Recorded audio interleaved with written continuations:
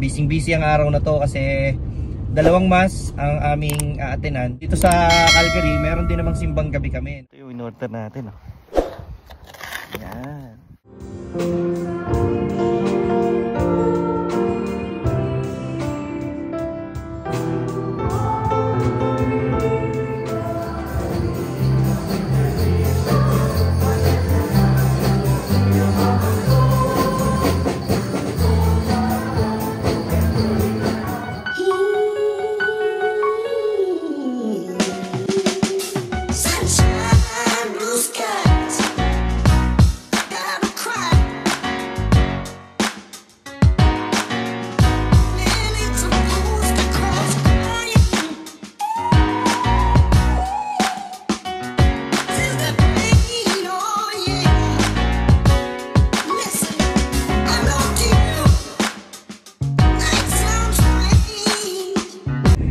Dala ko ng daldal dito kanina. Hindi naman pala na-record yung pinagsasasabi ko, no? So kaya tayo base na kayong umaga. Nakaligo na tayo lahat, prepared na. Kasi may pinuntahan ako dito sa South, sa may Silverado. Yan. Pupuntahan ko dito yung kasama ko sa trabaho, si Boss Chris. Pipick up kasi ako ng puto na in-order namin ni Joyce doon sa misis niya, sa kanila. Kasi ay ano sila, gumagawa sila ng mga, nagluluto sila ng mga kanin, ganyan. Puto, kutsinta, sapin-sapin, baka nagke-crave kayo sa mga pagkain Pinoy, yan. So, kaya naman tayo umorder kasi ngayong araw na to is meron kaming mini Christmas party doon sa choir. At magiging busy ang araw na to kasi dalawang mass ang aming aatenan at kakanta kami in both masses. Yung una yung 11 AM mass namin, regular mass namin dito sa St. Gerard's tuwing Sunday. And pangalawa, mamayang gabi meron kaming simbang gabi, special mass para sa mga Pilipino. Yan. O dito sa Calgary, meron din namang simbang gabi kami, no? Kaya nga lang, for one church, one night lang. Hindi kaya sa Pilipinas na lahat ng churches, like from the 16th, gabi-gabi talagang simbang gabi, di ba? Hanggang magpasko. Dito, dahil limited lang naman yung pare, yung mga kapag ano ng Filipino mass, ganon, lumilipat lang siya every Sunday. Lumilipat siya ng ibang church para magmas ng Filipino mass. So masaya yun kasi ang dami namin kakantahin ng mga Tagalog na Christmas carol, parang mga ngaroling kami ganyan. And then after may chibugan. Yan. Yung amin din ngayong umaga napag-usapan na meron kaming Christmas party, may kainan after ng mass, and then meron kaming exchange gift. Andito na ako sa sa katrabaho ko sa bahay nila. Tingnan ko, i-vlog ko nga to. Winter na winter dito, guys. Tingnan niyo. Oh.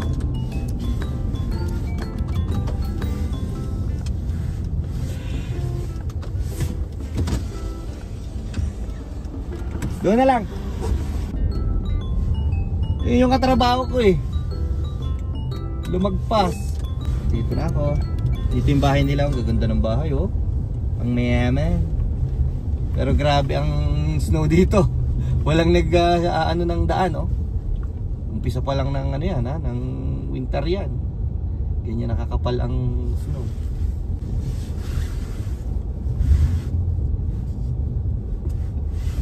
Pamagay po ng bahay yung mapasok. Ito na pala. Ito na nga. Dito na nga. Nagbukas na ng pinto. Kaalis na pala nila, no? Nasa loob po sa kanto. Iyon, no? Iba-vlog ko pa naman sana sila. Kaso umalis pala ng bahay. Sakto naman. Ito yung in-order natin, no? Yan. Wow, di ba? Yan. Nakuha na natin yung order. Pauwi na tayo kasi by the time dumating tayo sa bahay, ang ano din to mga 15 minutes din tong layo nitong pinuntahan ko na to.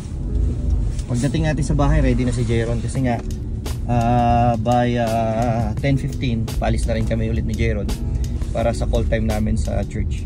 Dito to sa may Silverado. Mamaya post ko dito sa video na to yung page nila para naman pagka minsan gusto nyo ng mga puto, ano yung kutsinta ganyan, message nyo lang sila.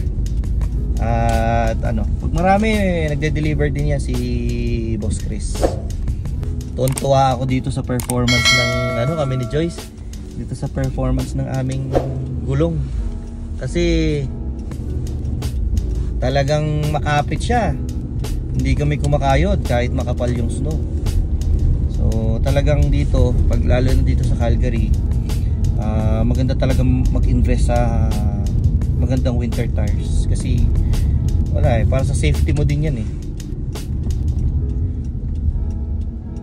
Ibang-iba kapag ibang-ibang kumapit yung winter tires. Lalo na kung halimbawa studded, no? Kung studded yung winter tires nyo, yung parang may mga ano ba siya, may mga metal na tumutusok, talagang hindi kayo slide doon, tumutusok sa snow. Pero yung ganito okay na, kaysa sa naka all season ka. Hindi talaga pang all season yung ano dito, yung weather dito sa Calgary. Yung kapal ng snow dito at ice, hindi pang all season tires talaga, hindi nababagay. Pinaka safe pa rin kung naka winter tires talaga. At yan, pauwi na tayo. See you later. And as I said, papakita ko nga sa inyo itong Facebook page nung kung saan ako umorder nitong mga pagkain. Subok na masarap to. Pili na kayo dyan. Ang dami dyan. Kung gusto nyo lang ng pang food trip, pang regalo, pang party, pili-pili na kayo dyan. Dami-dami nilang ginagawa. Masasarap lahat. Yan, suportahan natin. Especially yung mga maliliit na local food business. Yan. Just give them a call guys. Nandyan na yung number nila nakapost dyan. Magpa-positive pa daw ulit to ng double digit. Lusaw lahat ng yelo na yan. Dito sa Calgary ang takbuhan dito, paspasan. Si ano to? Highway.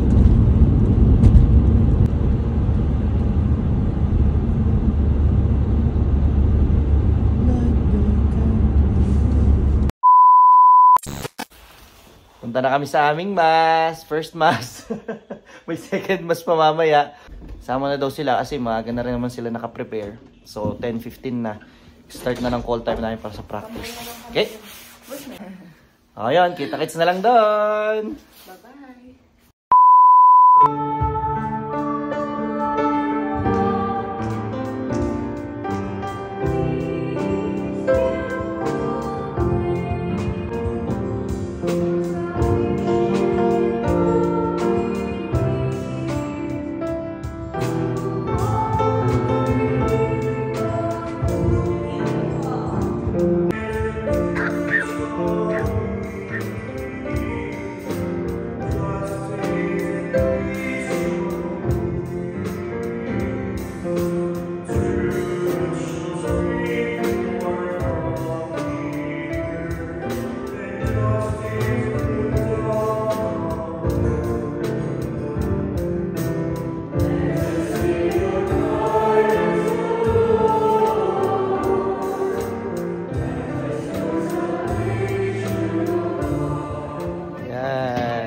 Party namin, mga kasama namin sa choir. Meron. Kasama ko sila, syempre. Tingnan natin yung mga food. Wow!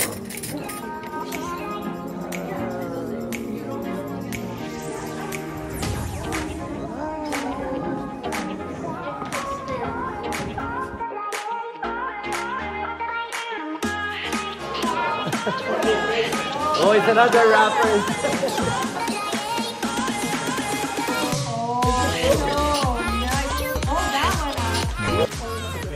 She has to take a new one kasi na-steal yung kanya. Oh.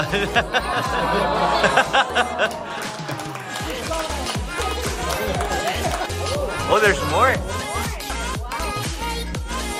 Oh, nice. That was so nice.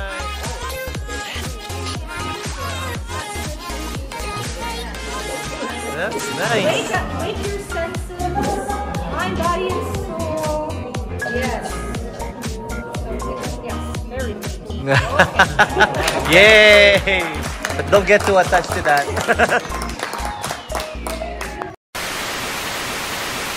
At yun, nakaraos din naman ang aming first mass at yung aming mini Christmas party. Masaya din naman ang aming party. Mga choir lang yun ng pang-umaga ng Sunday.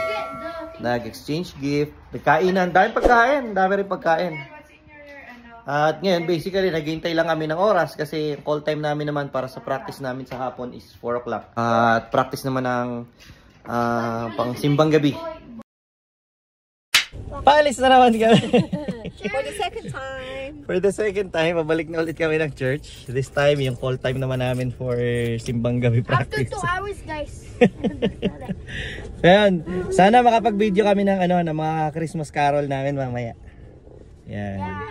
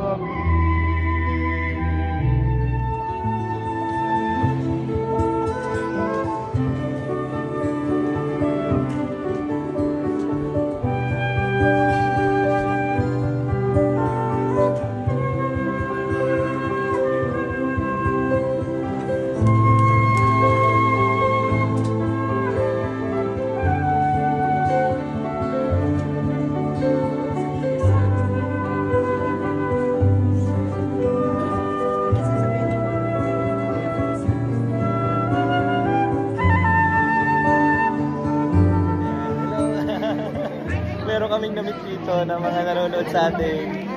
At napakaliit nga talaga ng mundo. Tuwang-tuwa kami nung namit namin ng couple na to na nakilala nila kami sa panunood ng vlog, na mukhaan nila kami at nilapitan nila kami. So yun, nakapagkwentuhan ng konti.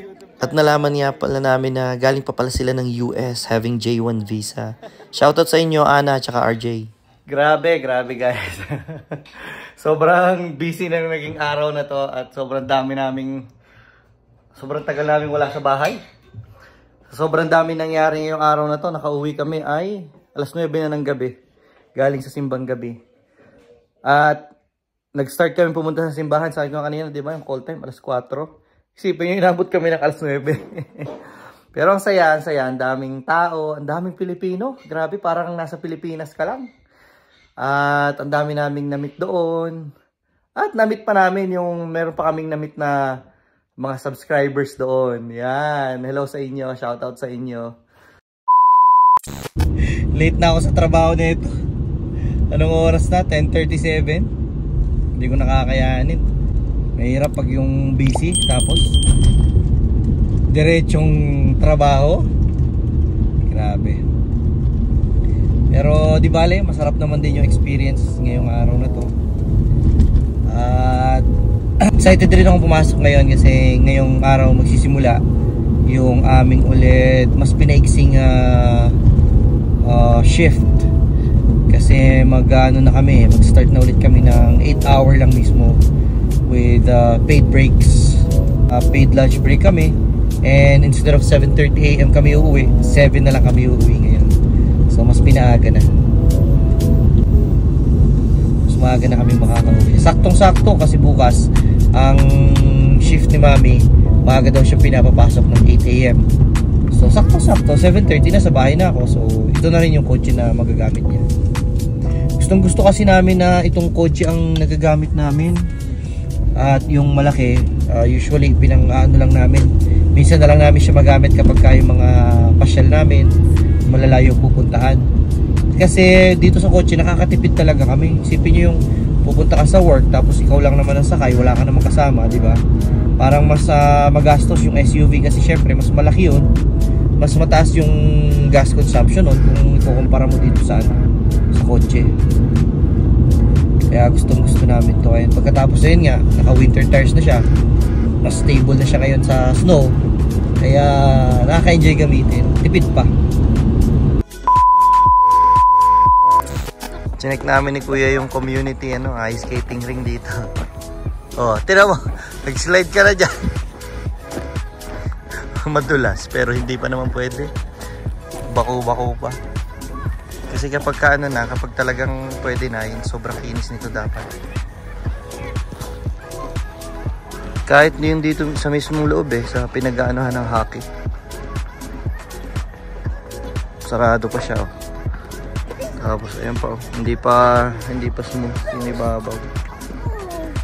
Pag madami ng snow na nakuha yan, kikinisin na yan. Wala kasi hindi naman talaga nag-i-snow ng malala. Tara na. Huwag kayong ganyan, balian kayo. Tara na. Tara. Doon na tayo sa pathway dumaan, tara.